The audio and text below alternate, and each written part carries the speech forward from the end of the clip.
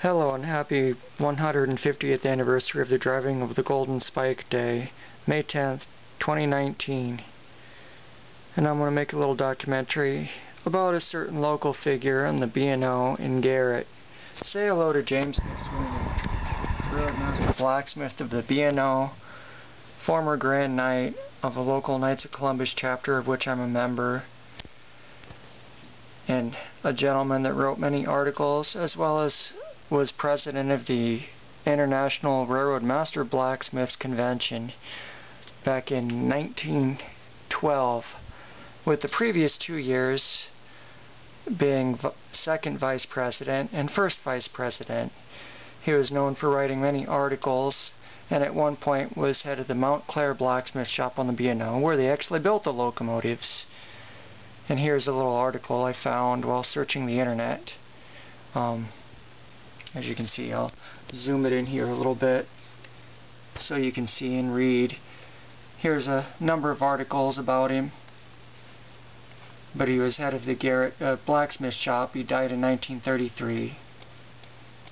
But I'll just go ahead and show you this. He was known for making articles in many trade magazines like Railway Age and Railway Journal, for example, on frame repair and general shop practice, as I will show you in a few minutes. Here's another picture of him and the shop crew, the shop foremans at the Garrett Railroad shops about 100 years ago, about 1920. That's him in the middle there. He was known under many different names: Joss McSweeny, J.T. McSweeny, James T. McSweeny, and so on.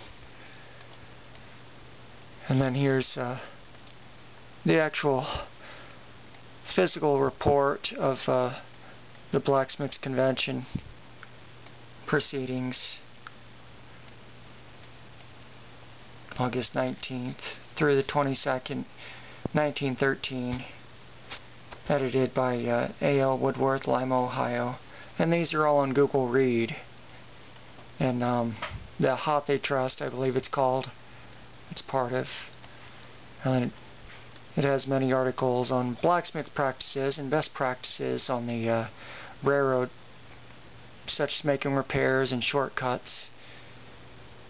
It talks about the different addresses. I'll bring you down to his so you can kind of view it. I don't know how many documentaries parts I'm going to have to make of this tonight, but I'm going to try to cover all of them.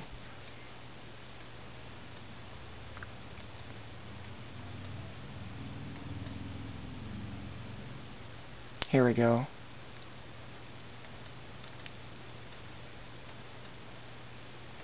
And this was his address before the convention.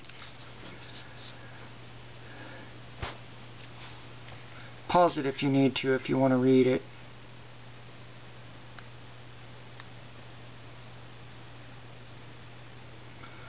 James McSweeny died in 1933. As you can see from this old obituary of his wife, it talks about it. Mrs. James McSweeny of 600 Franklin Street, which isn't too far from here. Actually, I don't want to give out my exact address before YouTube. Let me zoom in here.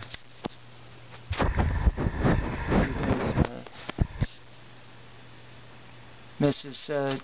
J.T. McSweeny, death comes at age 66 years. Mrs. James T. McSweeny of 600 South Franklin Street, Garrett, died Tuesday morning at 7 o'clock at Sacred Heart Hospital in Garrett after an illness of 2 weeks with her liver.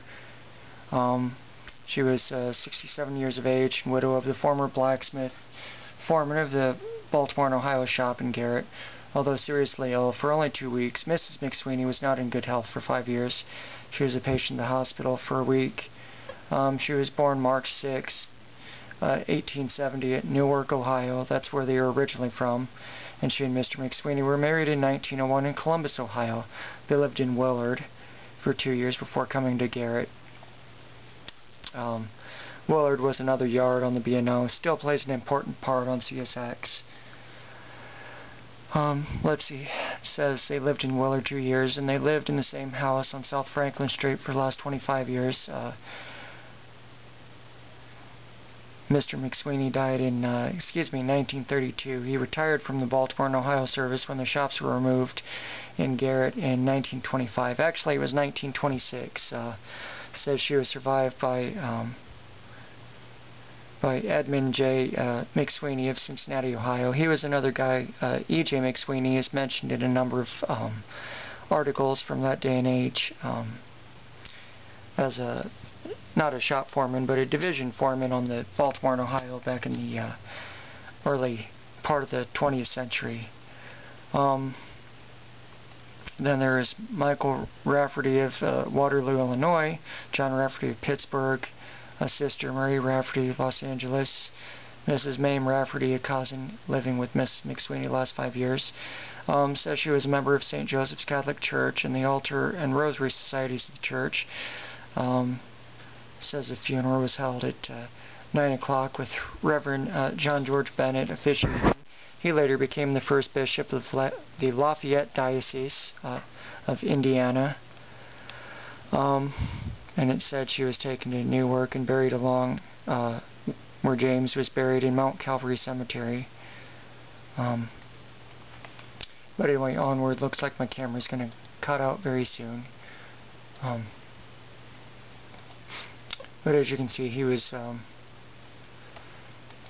wrote a number of articles and talked a lot about in trade publications 100 years ago when they were using thermite welding. Yes, boys and girls, even in 1906 and 1907 they experimented with using thermite welding to repair frames, as it says here. On coming to the subject of thermite welding, Mr. James T. McSweeny of Baltimore and Ohio stated they made a number of welds with thermite during the past year at different shops along the system. While at his own shops in Garrett, they made 2 welds, which were proven entirely successful. Both engines were of Class B18, with steel frames broken in different places, and gives the cost of making the thermite welds about $20, exclusive of labor.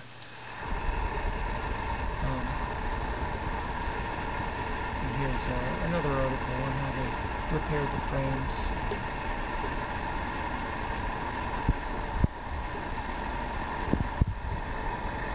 He also wrote,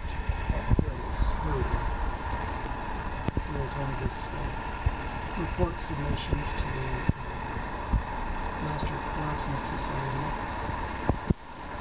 on how they repair the frames. So I'll let you read that. Basically, they would take the frames and heat them up with an oil burner, and then, if they could, they would take in a steam hammer and set the going.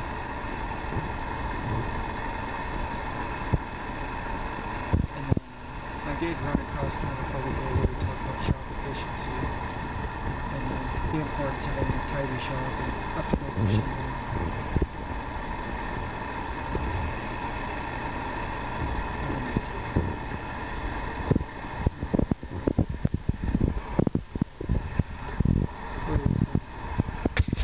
Vice President in 1910.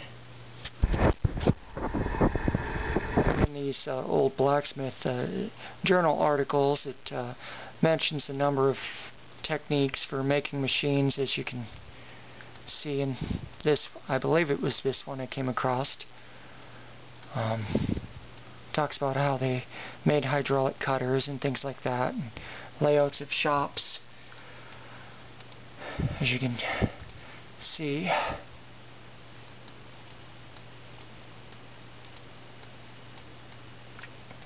in this one, it talks about how you can make a bolt cutter, although this was made out of railroad cylinders. You can see the dimensions in these old trade publications like Railway Age and Railway Journal or Railway Gazette magazine or Railway Age Shop Kinks from 1912. That's a good one if you want to learn how to make blacksmithing devices, or I know it's 100 years dated, but they still maybe have some relevance. It also talked about how they would use keys, or making railway, they would make take the tires from around the steam engine drive wheels and take the bands off